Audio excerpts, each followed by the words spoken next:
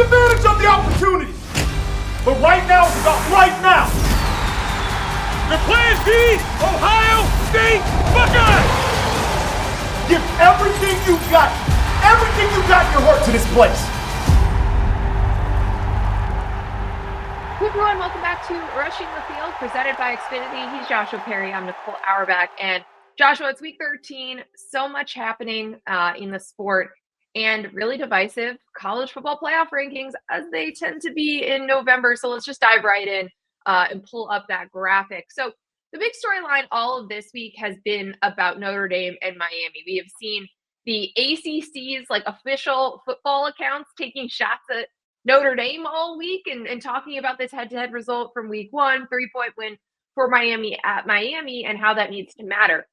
There's a couple interesting layers to that, not just because obviously Notre Dame is a partial member of the ACC, which is interesting to be poking at them, but also because I do think there's a lot of people that are both of those teams could make the field. Maybe that's not the right argument in the first place. Either way, Miami slides up a few spots this week. They've been passing the eye test. They have been going for style points. They're up to 13. They're right behind BYU and Utah, which are the first teams out of the field this week. Alabama, last at-large team in. They're at number 10, right behind Notre Dame. Notre Dame ends up sandwiched between Oklahoma and Alabama at number 9. So my first question for you, JP, is are Notre Dame and Miami close enough where this head-to-head result should come into play, is coming into play? They're 4 spots apart right now, November 19th. What do we make of this whole debate and this week 1 result? I think it will come into play because Miami is handling business, as you said. And I think this comparison is super intriguing. And you've done the mocks, so tell me if I'm off here.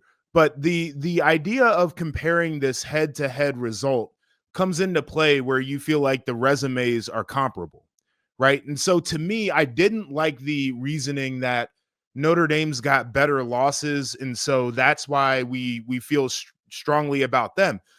To me, I think you can lose to anybody in college football. The question at some point has to be, who have you beaten? But when you ask that question for both of the teams, you've got Notre Dame there that had the win over USC, who's a team that could work their way into this thing. And then you've got the Pitt win over the weekend, which, I guess you say what you want about Pitt. Miami's got to play them. But that's a little bit of a resume booster right now. I'm looking at Miami's schedule, and I'm asking, who have they beaten? What's the best win there? They lost to Louisville. They lost to SMU. Are you saying that it's South Florida? Is that the best win that they have right now? And so I think that's where the difference to me is I still think that the quality win for Notre Dame, and it's thin, is better than what Miami has. And so that head-to-head to me doesn't come into play until I look at Miami and say that, okay, they've got the comparable wins. They've both got 2 losses. Now the head-to-head is going to be the deciding factor. I think a 3-point loss on the road in week 1 for me is not going to sway it enough that I say I have to live by that today. If Miami all of a sudden has a resume at the end of the year in terms of wins that looks just like Notre Dame's, then I'm going to say you got to give them the nod. So they'll actually get a couple more common opponents over the next couple of weeks as we close out the season as well.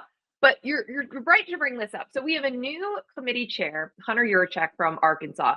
I actually thought he was a lot better than Mac Rhodes was. Not and because he's saying things better dresser, yes.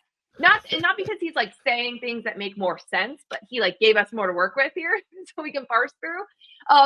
So to your point, this is what riles a lot of people up. On ESPN and then repeatedly on the call afterwards, he is saying Notre Dame has better losses than Miami does. They're not in the same grouping of teams that you compare. And when he's talking about a band of teams, the way that you do the mock, it's kind of convoluted. You don't just rank 1 to 25 and then go 1 versus 2, 2 versus 3, 3 versus 4. You're voting in 6 teams at a time or 4 teams in a time, a group of teams. And then those teams get collected. The ones that receive the most votes in the room get debated.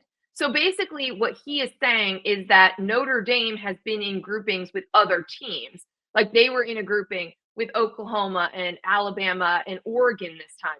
And they were not compared to Miami. So the head-to-head result as a tiebreaker doesn't come up. my favorite thing the selection committee does is say this stuff. And they're like, well, same with Texas and Vanderbilt. They're too far apart. You picked them to be far apart so that the head-to-head didn't come into play. So, like, don't act like this was, like, outside of your control, that, like, oh, my God, well, it was, they're so far apart that we didn't need to use this or we shouldn't have used it. You're the ones doing the rankings. But my point is, those are listed for tiebreakers, right? I mean, because you don't see Florida State listed ahead of Alabama right now, like in perpetuity, because they played months ago.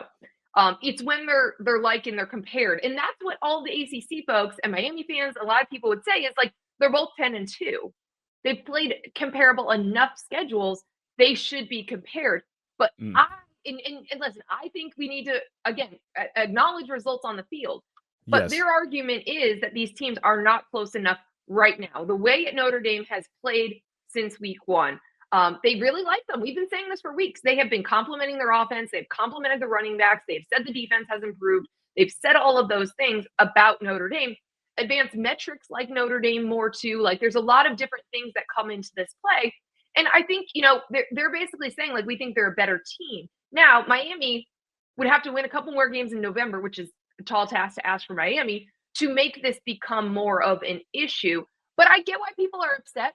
But I also have been ranking Notre Dame, at least a handful of spots ahead of Miami for a few weeks now, because I just think it's a better team. Like you said, better win, better losses. Clearly, this committee is saying Notre Dame's losses are better than Miami's losses. Miami's losses are to 2 unranked teams. We saw the Florida State loss really penalize Alabama this week. Who you lost this to week. Yeah, this week, not prior. But who you lost to clearly matters to this committee. We have had a lot of years where it's who you beat, right? This year, it's who you lost to. And it is kind of funny that Notre Dame gets credit for a good loss to Miami. Miami's not getting, like, more credit for beating them. I get that. That is confusing. That would be my point of frustration for sure as a Miami fan. But I really do believe in this idea that you can lose to anybody and who you beat has to matter at a certain point. And, like, again, the schedule is the schedule, but, like, you had opportunities to beat Louisville, who you should beat, and beat SMU, who you should beat, and you didn't. And so, like, that to me becomes a part of this conversation is, like, where is the win that you hang your hat on outside of Notre Dame? Because that is a comparison point. And I know that sucks, but, like, that's the thing that it hinges on. Like, you got to kind of remove that and say, what have you done the rest of the way? And what Notre Dame has done the rest of the way, you can make an argument like just their one win that they're hanging their hat on right now is more impressive than what Miami is. Yeah. So again, this is why you're always rooting for the teams that you play after you beat them.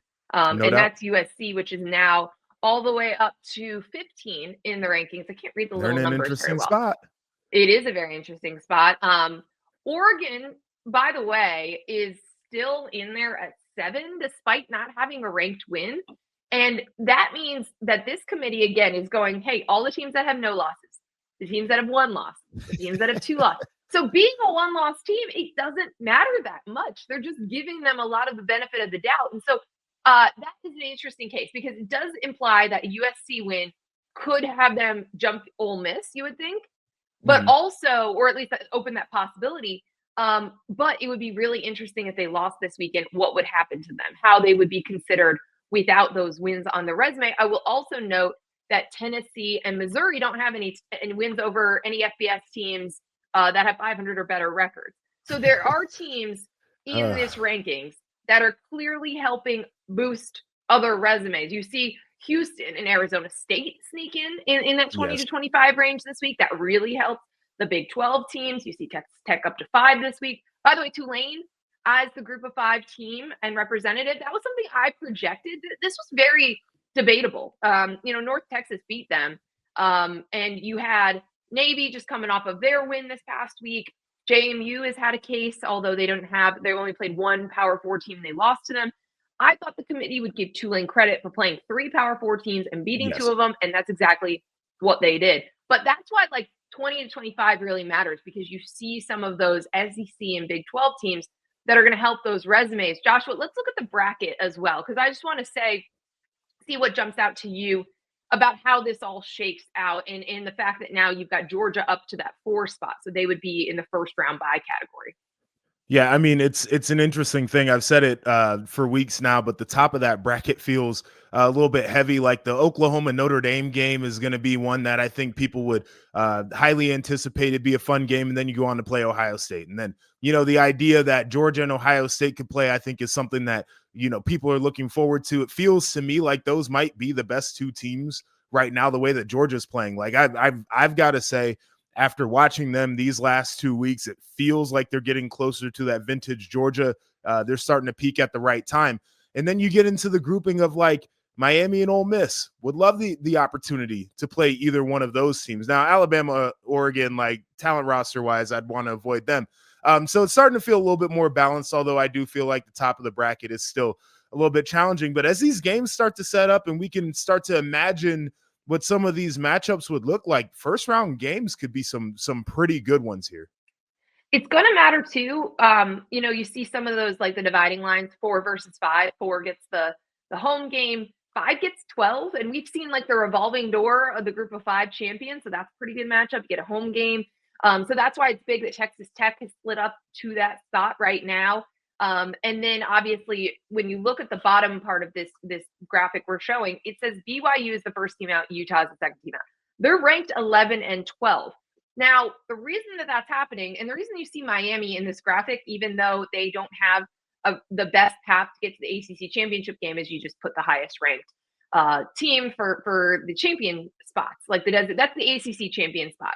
If Miami comes in as an at-large, that bumps somebody else out potentially as well. But the way that all of this is shaking out, and it has for the last few weeks, and you see Alabama in there as the last at-large team, is 10. 10 is the cutoff spot this year, because you have to have the ACC champion and a group of 5 champion that are going to be ranked outside of the top 12. That means you got to get to the top 10 if you want to be in there as an at-large team. That's what Miami needs to do now. So which teams do we think are in with a couple of games left to go? I do think, seeing how the committee is operating and the way that they talk about these teams, there is a grouping of teams that are safely in, I think. Ohio State, Indiana, Texas A&M, Georgia, Texas Tech, because I think they could lose the Big 12 championship game and be in, and Ole Miss. I did not put Notre Dame on this list. I don't know. I don't know about that Miami dynamic. I tend to agree with this. Notre Dame, I think, is rightfully left off the safely in because I still think that this debate is going to continue to heat up because I think Miami's going to continue to handle business here. So that'll be one to look out for. You said something interesting where you're like, I think Texas Tech could lose the Big 12 title game and still be in. And I tend to agree with that. But there is this question of, are once you make the championship game, are you set in stone? Because that's the way that it was last year. They basically came out before the championship game and they're like, listen, if you're in, you're like, that's it. And I wonder this year if they're going to say, if you lose and if you look bad doing it, are we going to consider putting somebody else in as an at-large instead of just having you in because you made the conference championship? That was something that came up on the call with the committee chair. It definitely sounds like it's more malleable this year. I mean, last year, I think they had to clean this up because Ward Manuel was the chair last year, and he basically said, like, everyone's resumes are already done. If you're not playing, we're not moving you. And everyone's like, well, but what about if you beat or lost to one of the teams that wins? And he's like, nope, it's already baked in. We're not doing anything. I think now they're saying that results from conference championship weekend, wins and losses, can move you. And so that means the people around you can move as well based on those results. So that's part of this. One other thing that was really interesting, just to go full circle on this, is I think a lot of people were trying to see where Alabama and Notre Dame would match up. I had Alabama ranked behind Notre Dame in my projection, which is the way the committee did it, because I thought that suddenly the FSU loss would come into play. And guess what it did? Okay, so I've been saying this for weeks. They were treating them basically like it didn't happen. They were, the number 4 team in the rankings. They were getting a first round bye. Now all of a sudden they're compared to these other, 8-2 teams. And it's suddenly like such a terrible loss. They couldn't run the ball. It was such a problem. It was actually worse than the final score indicated. Those were all things that the committee chair said. And, I asked him about that and basically said the same thing. Like, well, they were compared to 1-loss teams and they've been playing so well. And they had that 4-game stretch where, they beat all these ranked at the time opponents. But now, they've got problems. They lost this game and they haven't been able to run the ball all year. And it's so funny that now a week 1 result like that is now mattering. And I tried to be like, okay, so when do week 1 results matter in November? Is it based on how you play after that, right? Because Notre Dame, they're like, oh, they're good now. That's not the same team. And he wouldn't give me a straight answer there. But that is interesting. And I think it's important with this committee. If you pick up another loss and you're suddenly in a different grouping with teams, your warts are potentially going to knock you down. Like they really care about these losses. Yeah, I mean, it's an insane thing to finally have that conversation, the Florida State conversation about Alabama at this point. But I think a lot of us who have watched that team, we admitted that they certainly were a different team than what we saw in week 1. But you and I have been on this thing the whole time where it's like, man, that defense just isn't the same as what we used to look at before. And they refuse to run the ball well at all. And that was always an underlying, like, we think they're better, but we don't fully believe in them thing. Yeah. And I think both you and I and other people out there, as we had Alabama conversations, we kind of always thought about like we saw what it looked like when it was really bad. And we kind of got a glimpse of that. Like, wasn't their worst, certainly against Oklahoma. Certainly wasn't a good performance out of them. And now it's interesting watching everybody have to like reconcile what they saw on Saturday versus what they saw week 1 and the rest of the resume altogether. And it's just a funny time to do that. Like, the middle of November is a hell of a time to be like, well, that week 1 thing is kind of like not very good. It's the worst loss of any of the teams that we're having conversations about. Yeah, over 2 months ago. And then at the same time, again, not really penalizing Notre Dame for their loss that same weekend. And again, they were different. Close loss on the road, first-time starter versus a blowout loss.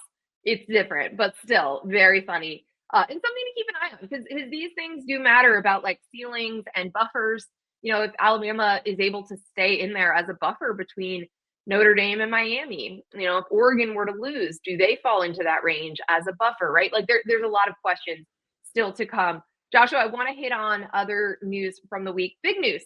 James Franklin says yes to Virginia Tech. As we're recording this on Wednesday morning, he is being formally introduced. He came in to enter Sandman. It's happening. We're seeing him in Virginia Tech gear. It's a real thing that is happening. In his statement when he took the job, he said, "My vision is simple: to restore unmatched excellence, to build something that lasts, and to serve this university, the Commonwealth of Virginia, and our amazing fan base with honor, integrity, and passion." One other quick note, in large part because he took another job, Penn State only has to pay James Franklin $9 million. Very different than that nearly $50 million price tag that we all talked about, a month plus ago. That's why offset language is really, really important in contracts. Really, really important. So Virginia Tech's going all in. They moved a lot of money into football from the university, from student fees, from all these, from donors, and they're pouring money in. They said, we're not going to be left behind in this arms race right now. Then they go out and hire James Franklin. We like this hire, right? Like, I mean, this is the place that we have been saying for months would make the most sense.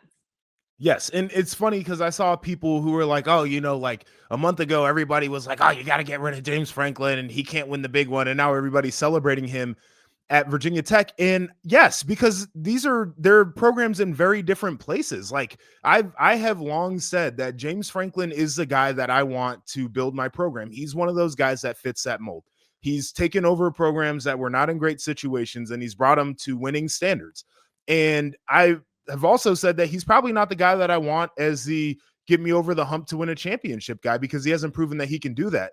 So this makes a lot of sense. His time at Penn State felt like he had exhausted everything that he could do.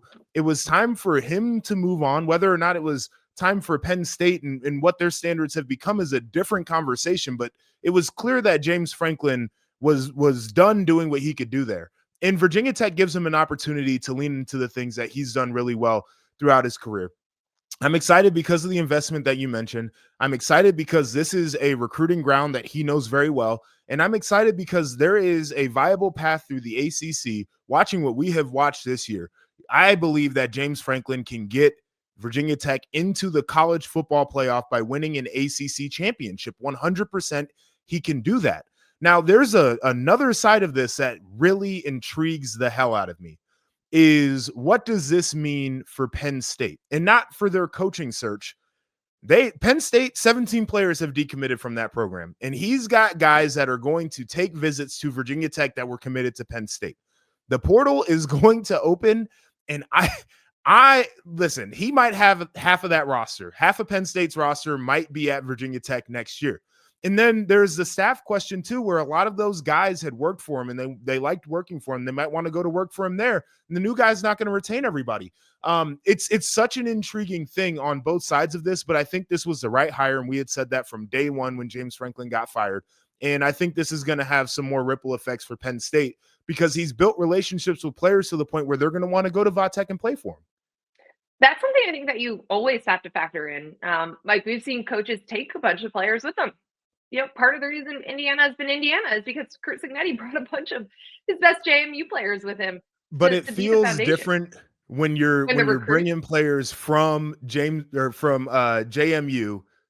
up to Indiana, right? Like bringing players from Penn State, quote unquote, down to Virginia Tech feels different in this scenario. I know, but this is like that's part of why it was such a grand slam home run hire for Virginia Tech. Because I'm with you totally. And this is why I a bunch of people gave me a bunch of flack for saying like I ranked this job ahead of some of the SEC jobs that are open. The path to the playoff is important for these jobs. If you're James Franklin or any coach, right, and you're looking at like Arkansas versus this, okay, sure, maybe there's more money. You're in the SEC. How many games do you have to win to even get into the midpoint of being in the SEC rankings? How many games do you have to win to be in at-large consideration? It's so different than in the ACC, which feels like it's prime for people who are investing and building the type of roster like that you would have at a Penn State to run through this league, to certainly get to an ACC championship game, to be in an at-large position. The ACC is ripe for a second team. Everyone just kept losing, right? Like this happens. So you have these opportunities in that conference. And like you said, recruiting, the fertile recruiting ground, he's such a good program builder, like all the basics that Virginia Tech is going to want right out of the gate. But yeah, I thought it was funny too that people are like, oh, you can't win the big game. I'm like, when has Virginia Tech been in the position in recent years where it was like one big game against a top 5 opponent that like they're going to play one? If like Miami, if Florida State could get back to where they need to be, like Clemson, if they ever return, like you're probably looking at one a year. And if you win the rest of them, 11-1, like what are we talking about? Right. But that's not where Virginia Tech is. They're not in that position when they're trying to be Ohio State right now. Right. They're just trying to get back up to like bowl eligibility as the floor, right? Like, I mean, we're in a totally different world. So I'm really interested to see where this is and the staff and the recruiting and all of that. And by the way, this is part of the advantage of making an early change. If you want somebody who is not actively coaching, you can get them in there before the end of the regular season. So again, the jump on recruiting, the jump on staff building, portal doesn't open till January. Like they have a leg up on everybody else right now because they hired a coach that doesn't have to finish out the regular season. They put themselves in the right spot, right? And like I've gone back and forth on this idea of the midseason firing, and I think that it backfires if you're one of the big schools because everybody's going to do what they can to lock up their coach. You might not have the biggest pool. If you're a Virginia Tech and you're looking at maybe one of the fired guys or somebody who's been on the sideline, you make a midseason move, you probably do position yourself to be able to play cleanup a little bit and get somebody who is an upgrade 100% over the person you already had. Absolutely. Going to be really interesting to see how this shakes out. We'll continue to cover it. Joshua, I wanted to play my favorite quote of this season. So we're going to do a quick look back at week 12 real quick. And obviously one of the most interesting results of the entire season was what happened with Texas A&M and South Carolina, the first half to the second half. Mike Elko is a coach that you and I both really like, that we really trust. He talked about like what changed at halftime in that game and what didn't. And I just thought it was the best quote and best insight of the season, so I want to play it. Because that's what we owe it to them. Like what do you want us to do? Panic? Like again, like this speech, I'm sure will come out at halftime, and everyone thinks this is this amazing speech at halftime. It's not. Like we won that game 6 months ago with what we did in the winter. Like, we didn't win that game because I went in at halftime and said something. Like, we built a culture, we built a character, we built a commitment to doing things the way we want to do them back in January and February, and that's what came out in the second half. And it's not like, oh, I went in and I riled them up, and because I riled them up, they started playing. Like, that's not how this works. It just doesn't. And so, like, I have to be calm and collective. Like, my job is to be calm and collective when they're frantic. My job is to create intensity when they're not intense. My job is to always be opposite the moment. It's not to let the moment take me away. I'm the 48-year-old guy who's supposed to see this thing with clear eyes. They're the 18 to 21-year-old kids who get emotional. And so it's easy for me. It's easy for me to try to help them get through it as best I can. Now, again, I don't want to be in that situation. I'm not saying I do, but when you're in it, you got to try to figure your way out of it, and we were able to do that. I love that. Yeah, it's really good. And I tend to agree with this idea that we make too much of these speeches, and the media teams for these schools do a great job of creating these, like, I mean, almost like featured trailers of what goes on leading into the game and like what's said in the locker room. I think a bad speech probably loses a game. I think if you're a coach, you can't get up there and give remarks before a game or during a game, then you probably can lose a game that way. I don't think it wins ball games, though. And that's the point of what he's saying is, like, we already put in the work. Like, if we were going to win, we were going to win because of who we are, not because of what I say. And I absolutely love that. And it's one of the reasons why he's a coach that a lot of people look around and say, respect the hell out of that guy. And he does a great job with this program. It also explains why this team did not fall flat in November, which we have seen Texas A&M do repeatedly under different coaches. Now, real quick, because we did this on the show on Saturday, and we asked the question, who do you trust? And A&M was not on my list of teams that I trust. And I got a lot of people on social media that were like, oh, you're a dummy, like they're a really good football team. And I think those are two different questions. Where would I be shocked if they won a title? No. After watching the way that they've won some games this year, do I trust them? Not completely. Where do you fall on the trust A&M versus maybe wait and see?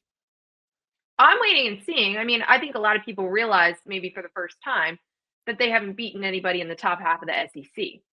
The win over Notre Dame is huge, and we talked about it that way. Like that it was big for everything that Mike Elko is trying to build. But they are not doing this against the absolute best in the SEC, which again are among the best teams in the country. So I'm in a little bit wait and see mode. It was really interesting. Also, the committee chair said that the second half of that game was so impressive that it neutralized the first half, which was so funny because Alabama got like dinged for like some of their issues against South Carolina. It was so funny. There's just always like something that is only applies to one team, doesn't apply to another. I mean, so I agree though, because I can't forget the first half of that game. Like, I'm going to be worried that Marcel Reed might try to throw the football to the other team a lot in a big moment. You know, like, I mean, that's where I am on them. I'm going to wait and see. I would like them to get to the SEC championship game and get that gauge before the playoff.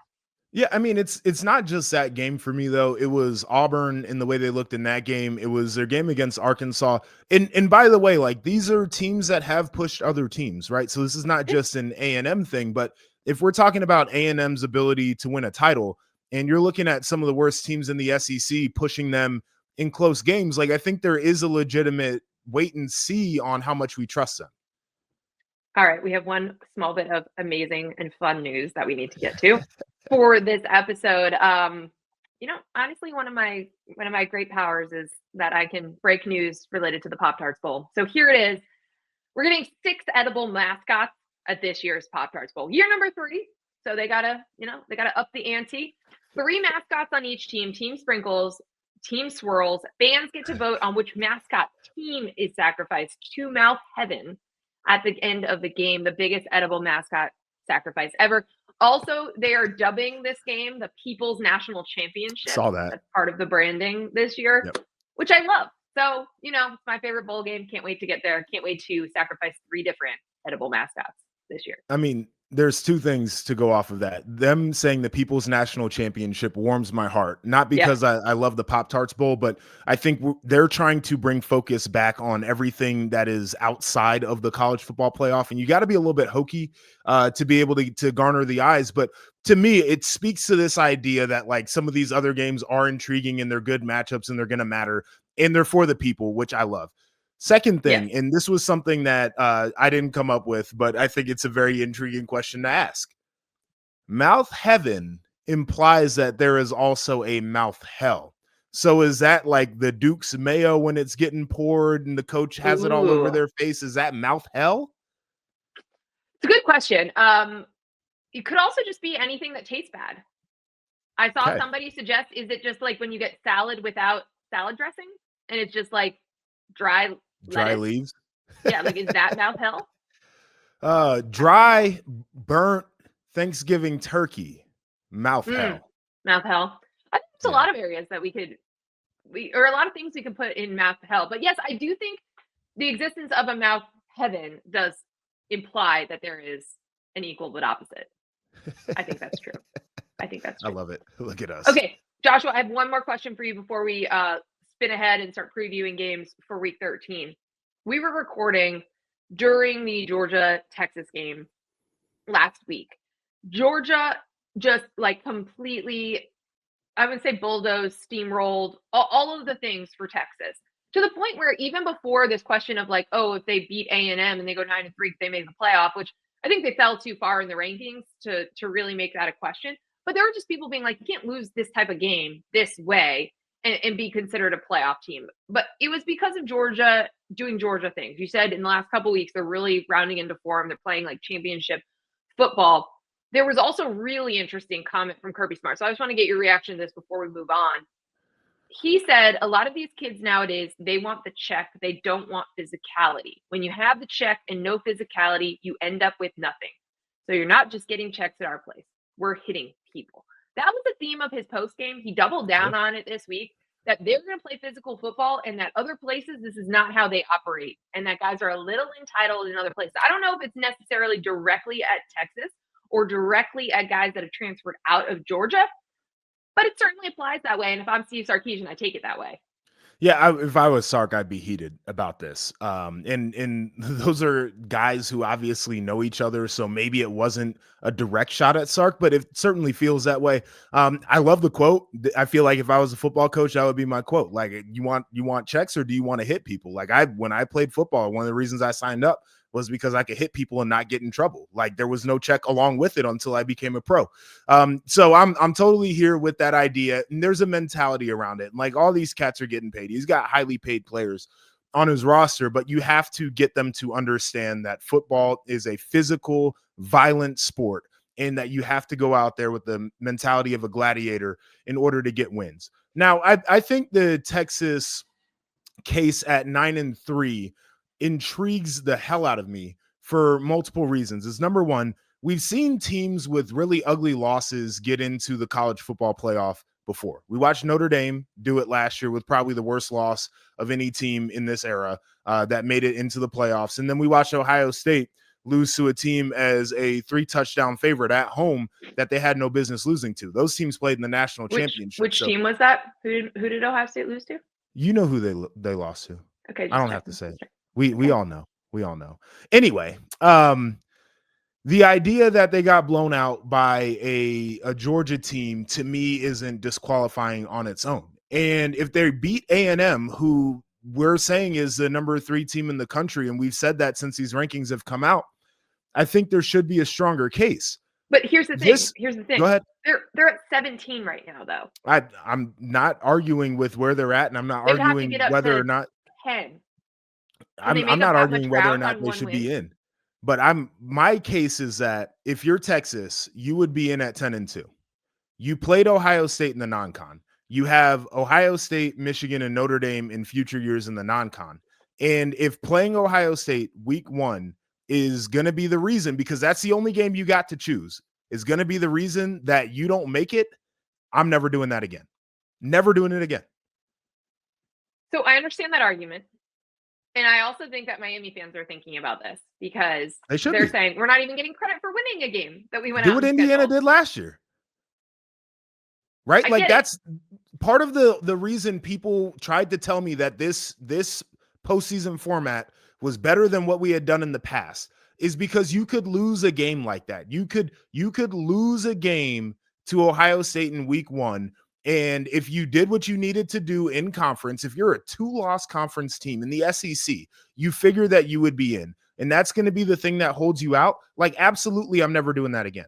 Here's the dynamic that's coming into play. Because listen, I'm with you, and I always push. I say the selection committee should make points about this. Like they should have them hire and say that we're like not penalizing you too much for going on the road and playing that game and losing to the number 1 team in the country, which they did not do. But they could do that. They could make those points. This stuff is tough because in this year in the SEC, you have no middle of this conference. Like everybody's either at the top or the bottom. So it just feels like one of these seasons where we're going to have more 10-2 teams in a lot of different conferences than I would have expected because there's such a gap. So I guess my point is 10-2 would probably get them in. So I'm just not playing that game. But there could also be too many 10-2 teams, and then not everybody gets in. Like I get what you're saying.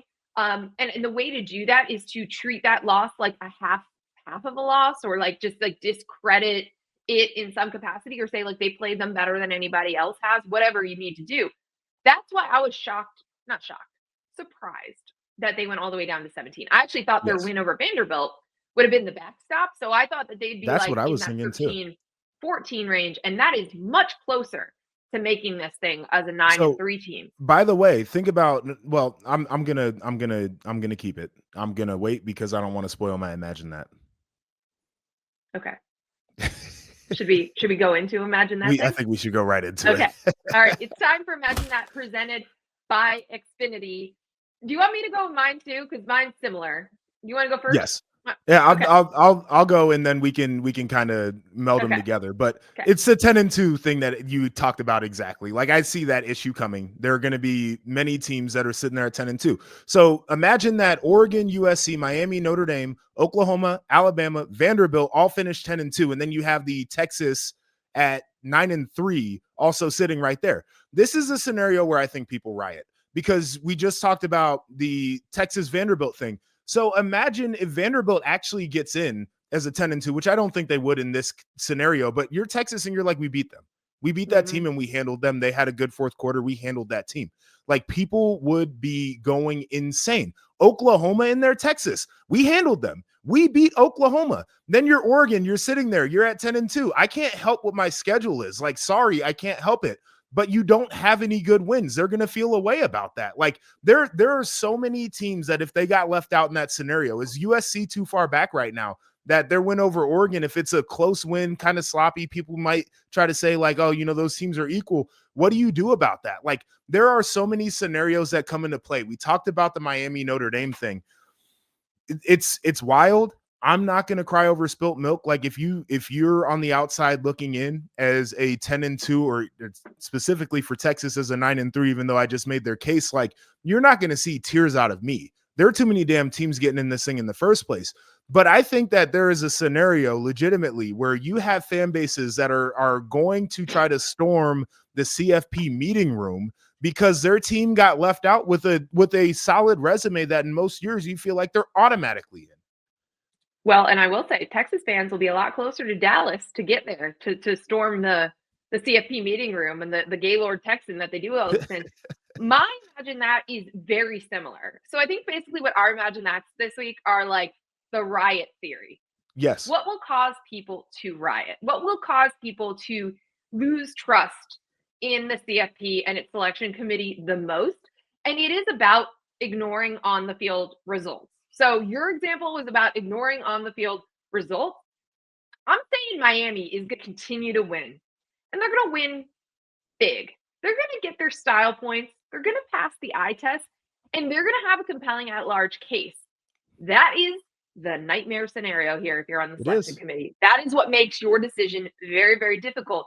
Do you end up relying on a 3-point game on Labor Day weekend to decide, like, let's say the last spot in the bracket or the second to last spot or whatever it ends up being. Because Miami's best case is as an at-large team. Yes. Complicated for them to get to the ACC championship game. They need a lot of help. So that's what we're talking about here. At-large teams. Notre Dame's always an at-large team. You still got Alabama in the mix. Oregon could lose and maybe be in the mix. But there's a lot of people who already think that Miami and Notre Dame should be directly compared to each other. That the idea that Notre Dame is getting more credit for good losses, including a loss to Miami, than Miami's getting credit for beating them as a good win. Right. That is a problem. That creates a lack of trust. Yes. There's already the lack of transparency when we're talking about the committee. But people are going to continue to get very, very angry about this if you are constantly deciding that the results on the field, even if they were 2.5 months ago, don't come into play when you're actually evaluating teams that are near each other in the rankings that should be compared to each other. It's the same thing you're talking about, Joshua. Yes. If you're arbitrarily behind a bunch of teams that you beat because you're getting penalized for a loss that you went out and scheduled and you went out and played in Columbus, people are going to riot. People are going to be so mad about the messages that this sends about A, on the field results in general, but B, non-conference scheduling. These are the games we want. We want Notre Dame, Miami. We want Texas, Ohio State. So we don't want the selection committee to incentivize teams never to play those games again. I'm with you on that. Like, I think it sends a wild message. I think the other message that's in here too is Miami, and you can say whatever you want about the losses that they had in conference. They're clearly the best team in the ACC, and there's going to be another team that would be in there and they could get left out. Like the idea that that's the pathway, and like we can't just rank them 1 through 12 and take the teams, which has always been a sticking point for me. Like, I think that's going to become a bigger conversation, is like, well, this other team who clearly nobody thinks is as good as Miami gets in because they did what they needed to do in conference. And like, that's a Miami problem, right? Like, I'm not making an excuse for them, but it's also the idea of like, are we really trying to get the best teams? Like, part of this should be like, there should be a break glass in case of emergency, where this Miami situation happens, where it's like, oh, this is a top 10 football team. Like, we're just going to put them in because they're the best team in the ACC, regardless of who wins the conference. That would make me feel better about things. I wish the ACC could just do that. Be like, hey, we're determining. Here's our AQ. Here's our champ. You know? I mean, Big Ten kind of did it in 2020 when they changed the rules for the conference. Allow Ohio State to play. Yeah. Why not? That was Imagine That, presented by Xfinity. Let's get into some game previews, walkthrough time. There are some really interesting games outside of SEC country. This is the week that the SEC teams play their cupcakes and a lot of FCS opponents down in SEC country. Let's start with USC, Oregon, the marquee game of the day. The Ducks are favored by 9.5 points. Now, this is a really interesting game if we try to figure out the stakes on both sides. It's definitely a playoff eliminator for USC. They've been in playoff elimination mode the last couple of weeks. They've had some really impressive wins, and you know that Lincoln Riley has been puffing out his chest about like the physicality, the toughness, and things that they've proved by beating a team like Iowa with the elements and all of the stuff that came into play last week. Oregon, on the other hand, does not have a great resume here. They're ranked 7 by the committee. They don't have any top 25 wins. We don't want it to come down to, hey, you're 10-2, but you don't have any good wins. Are you in? Right? So it's kind of an elimination game. Like, we're not exactly sure what would happen to Oregon if they lose this game and then beat Washington. We don't know if that resume is good enough. So I think it's an eliminator. It's like a quasi-eliminator. It's a big, big game for Oregon. And I think this is also like a fascinating game because of these two offenses, the way that they play, the styles, the pressure that Jaden Mayava in the pass game puts on Oregon. But Oregon has been really, really good against big plays. So anyway, there's just like a lot here. But I think I've determined the stakes, which are, you know, like we can 100% identify the stakes on one side, and it's like maybe 70% sure on the other for Oregon. Yeah, I think I don't know. It feels like an eliminator for both of them. To your point, we know it is on one side and we're just not there on the other, but it's going to be a really intriguing matchup. And you mentioned the Oregon defense and what they do against explosive pass games, and we know what Jay Mayava and Makai Lemon, Jacoby Lane, and all those guys can do for USC. I mean, it is potent. I think the intriguing matchup to me is, once again, USC. Can you run the football? Is this a game where you can lean into what makes your offense great, which is running the football when you need to be able to set up the idea that you can have the explosive pass game. You can create the one-on-ones in the back end. And this is an Oregon front who's been very good, yards per carry, stopping the run. I think they're top 3 in the Big Ten, if I'm not mistaken, or maybe they're number 4. And USC, yards per carry, right? Like one of the best offenses in the Big Ten as well. And so I think this Oregon defense, USC offense is probably the matchup to me that decides the game. I've seen moments of USC looking better on defense, but they're certainly not great. They're a better defense than before, but they're not great. I've also looked at moments with this Oregon offense where the pass game just completely falls asleep and they have to rely on running the football. Like it's been topsy-turvy at times. And so I think that the matchup in this one is when USC has the football, who comes to shine? Yeah, I think that's a great point because I'm more confident, like you just said, about, hey, when the passing game has been a little non-existent for Oregon, the run game does show up. And that's been the case when DeCorian Moore out and, the guys different banged up in the pass game with Kenyon Sadiq and some of the other elements there. So they can run the ball. USC has really struggled to stop other teams from running the ball. So I feel confident when Oregon has the ball, even when they've had their ups and downs. I really think it's strength on strength here of a defense really good at limiting the big plays and an offense that lives in them in the pass game. No doubt. Very excited for this one. You want to make a pick here? Yeah. I'm going to pick Oregon to win it, but I think USC covers. Okay. I'm going to hold mine for one of my underdog picks here as well. Let's talk about Pitt and Georgia Tech. So Pitt coming off of a blowout loss to Notre Dame. Don't worry, though. Pat Narduzzi said that didn't matter. It doesn't affect their ACC championship hopes. This one does. Georgia Tech favored by 2.5 points. They have had some defensive lapses and some concerns in the last couple of games. Obviously, we saw that very, very close call against Boston College, and then that loss to NC State. Boston College had 537 yards of offense and 34 points. They're a 1-9 team coming into that game last week. So that needs to best 1-9 team in football, by the way. Apparently. I know you're saying this now for all the bad teams. Yes. But the interesting thing, of course, with Georgia Tech is Haynes King. Love watching him. He has been phenomenal. 3 straight 300-yard plus passing games. He himself averages 5.5 yards per carry on the ground. So I feel like we know what we're going to get from Georgia Tech offensively, although, Pitt's going to try to stop the run game in particular with Georgia Tech. But it does feel like an opportunity for Pitt's offense here with the Georgia Tech defense that has just not showed up the last 2 times out. Yeah, I mean, Mason Heinschel had probably his worst game as a starter for Pitt last week against Notre Dame. He had 126 yards and an interception throwing the football, and this was a guy who was averaging over 300 coming into that game through the air. So this is the bounce back opportunity, no doubt. I think the defense for Georgia Tech should be a big concern, and especially if they're a team that thinks that they're going to win that conference and maybe make it into the college football playoff. Like, oh my God, you cannot play defense like that.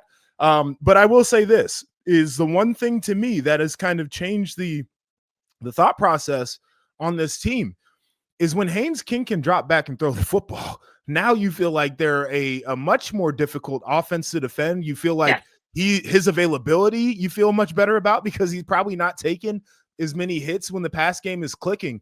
And so I think that probably to me is going to be the thing. We know Pitt is a team that wants to be great defensively. That's Pat Narduzzi 100% of the way. And frankly, they forced CJ Carr into some questionable throws. They had some moments where they were able to get pressure on him. I think that might be the pivot point in this one is the Pitt defense now having to go up against the Georgia Tech offense that is multifaceted. Can they live up to the expectation? I am really excited for this one. I actually think this one has potential to be the best game of the day. I think I'm going to take Georgia Tech to cover to win, but I don't know. I would not be shocked if Pitt won this game. Last week, notwithstanding, basically the team that they had been the 5 games prior. It's a 2.5 point spread in Georgia Tech's favor. I think they win by a field goal. Okay. Let's talk about BYU, Cincinnati. We were talking about how the Big 12 is shaping up. Like, they're getting a lot of respect from the selection committee, including BYU in particular. They've been like the first team out. They didn't drop that much after a very lopsided loss to Texas Tech. They're still in the mix. They're very much in control of their path to play in the Big 12 title game. And they're getting a Cincinnati team that in the middle of the year, we were like, all right, Brendan Sorsby, all right, Scott Satterfield, let's see what this team has. But now they're coming off back-to-back losses, really needs a rebound. They're like Sorsby in particular against Arizona. He didn't have a great day. There were also drops that hurt him. But this is also like fundamentally a Cincinnati team that is flawed. They were figuring out ways to win games, but the defense is not great. And I want to use stop rate, which is Max Olson, my buddy from The Athletic, now at ESPN. Great metric. It's drives that end in no points. So punts, turnovers on downs. Cincinnati's defense has a 57.5% stop rate. That is 96th in the country. Oof. Not great against a BYU team that is probably going to be able to finish their drives and put up some points. Yeah, I think this is two teams that mirror each other in the sense that they probably feel best when they can run the football. And so I think that probably gives an edge to BYU considering where the Cincinnati defense is right now. I have a little bit of a Sorsby problem. I do. I think you put it in there, but been a little bit topsy-turvy, right? Like, this is a team that I think the run game is imperative for them. I have that same issue with BYU, though. I just think it's still a little bit of a lesser degree. Like, I think that they're just a team that's better constructed to run the football. And I think Bear Bachmeier is also a fearless guy who will try to make the plays when it's time to make the plays. So he's also coming off of his best performance. Like, most he is. Game. Yeah, no doubt. So like, I think I feel better about the way that's trending. And ultimately, I just think BYU is a better football team. Like, I just think that they're in a better place right now. Cincinnati has been fun to watch. They've made some noise, but I don't think they're BYU right now. I agree. I would pick BYU to win and to cover handily. They're also getting after the quarterback a lot better in recent weeks. 12 sacks in the last 3 games for BYU. So life could be difficult for Brendan Sorsby. Time for underdog picks, Joshua. Listen, we're not great. Both of us 5-7 straight up. Just below 500. It's not terrible. Not terrible. Underdog picks. Yeah. All right. All right. Give me yours. Let's start with yours. And give me your underdog too. All right. So I've got Louisville as a 2.5 point dog at SMU. This was strictly off vibes. I have no rationale, no rhyme, no reason. Watching Louisville last week was a travesty. It was the perfect Jeff Brom game where he's supposed to win and just finds a way not to win. So I don't really have a reason to feel confident. I just feel like this is one of those Kevin Jennings is going to throw the football to the wrong team type games. So it's strictly vibes here. I would not encourage people to tail this pick. Now, this Superdog pick, which mine hit last week, I had Northwestern, and they almost won that football game. They lost by 2 to Michigan. This is one that I do think people should tail. Rutgers is a 31.5 point dog traveling to Columbus to take on Ohio State. Ohio State is in a spot right now where Carnell Tate hasn't played in a couple weeks, and we saw Jeremiah Smith limping around. I think CJ Donaldson was also a little bit banged up, and we watched Julian Sayin twist his ankle up a little bit and still finish the game. They're a banged up football team right now, particularly on the offensive side, and they are going to want to be at full strength when they go to Ann Arbor to play the Michigan Wolverines. We've talked about this Ohio State team. They play slow. They do it purposefully. I think this is going to be the slowest game that they play all year, and they're going to count on their defense to stop Ethan Kaliak-Manis and company. To me, 31 and I don't even know if Ohio State scores 30 in this game. And Rutgers might not score a point, but I don't even think there'll be enough points on the Ohio State side to cover this one. I like that. I like that based on possessions. And just, I mean, again, it is how Ohio State has been playing. They played a game less of snaps than other teams because of the way that they've been managing these games. I'm with you completely on resting everyone up for the Michigan game. I really like that pick as the Superdog pick. My underdog pick is Kentucky plus 9.5 at I wanted Vanderbilt. to pick this one. Okay, so Kentucky, 2-game SEC winning streak. 400 yards of offense against a very decent Florida defense. They're over 50% on third downs in these 2 games in this little win streak. Something seems to be clicking for freshman quarterback Cutter Boley. Been poised lately. The team has been running the ball well.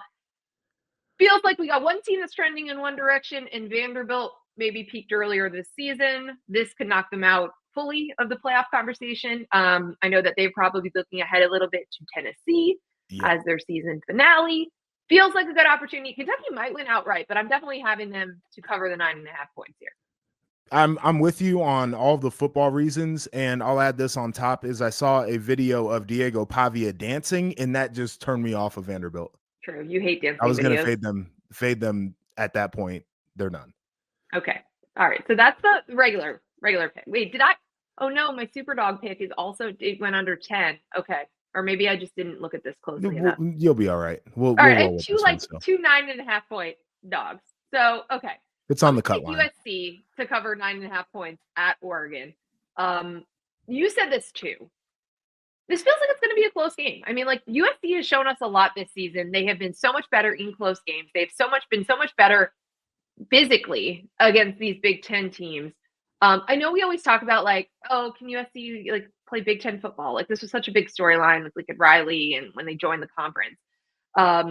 This feels like it's going to have to be a Big Ten football game. Like I think that is the style of play that will win this one. There will be so much decided at the line of scrimmage. You said it earlier, USC's run game will need to show up or at least sustain some drives for them because they won't be able to do it all through the pass. This just feels like it is the kind of game that old USC in years past would get blown out, would potentially just not show up. They are worse away from home, but feels like they learned something about themselves in the Nebraska win a couple weeks ago about how to do this, how to travel this type of team. So I just think it's going to be a great game. I think USC will hang in there. And I think that, you arguably have the best receiving core. I know we can argue with Ohio State here in the country at USC and Jaden Ma'ava. Yes. Like that can be such an electric offense, such an explosive passing game that I would just be surprised if they're not able to cover 9.5 points here. The away from home thing I thought about for this one in particular, and I'm not sure it's as big of a deal because they're not traveling as many time zones. True. I think that has been part of the away from home for a lot of these teams that have to make the big trip. And this one it's a trip that they're used to making. It's a trip that they've made in the past. So I don't know if it plays as much in this one. Yeah. I mean, would have been an old Pac-12 game, right? Yeah. So maybe those count a little bit differently. We're interested to see how we're doing. My underdog hit last week was Arkansas. They only lost by 1. They covered 5.5 points. Lost on the Superdog. Virginia Tech didn't do it for me. Florida State, when you least trust them, they came through for you. We'll see how they do after the committee basically said like that's not a good team. This is a horrible loss for Alabama. It'll be interesting to see what happens this weekend. Joshua, you and I will have the Saturday night recap show. We will also be on NBC all day. We've got a triple header all freaking day. Late night UCLA Washington, so we'll be there all the way through. We'll actually be projecting the bracket like at 1 a.m. No, like midnight Eastern. On I think the halftime for our last show. So anyway, we'll be there all day. We'll be watching everything, and we'll get you a Rushing the Field recap show when week 13 is in the books. Yes, we have to make sure we plan our meals on Saturday. Oh yeah. We are notorious bad eaters, Nicole and I both. On Saturdays, we have to make sure we eat. We do. We can't starve ourselves until 2 a.m. and get Taco Bell like we sometimes do. No, can't do it.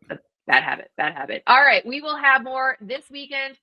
Man, cannot believe it is crunch time. We're in the stretch run of the season. There is so much to come.